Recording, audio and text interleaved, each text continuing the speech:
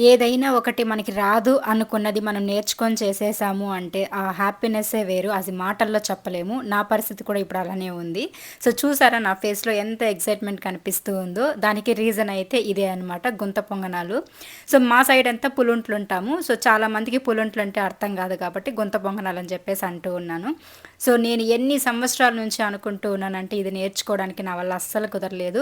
And నేను కూడా pan తెచ్చుకున్నాను, చేశాను. అండ్ అన్నీ కూడా అడుగుకి పట్టేసి మాడిపోయేది. సో, ఇంకెప్పుడు చేసినా డిసప్పాయింట్ అవుతూనే ఉన్నాను. ఇంక దాని తర్వాత వదిలేసాననమాట, మనకు రాంది ప్రయోగం చేయకూడదని.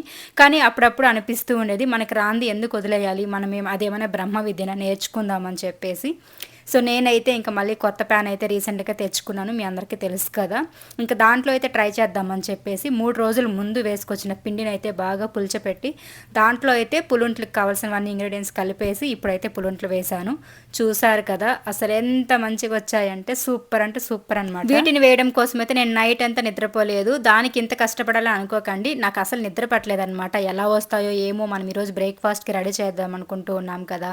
ఒకవేళ రాకపోతే ఏం చేసేదని చెప్పేసి టెన్షన్ తోటి నిద్ర పట్టలేదు అంతే. అండ్ మొత్తానికైతే వచ్చేసి ఎలా ఉన్నాయో కొంచెం షేర్ చేయండి. Thank you.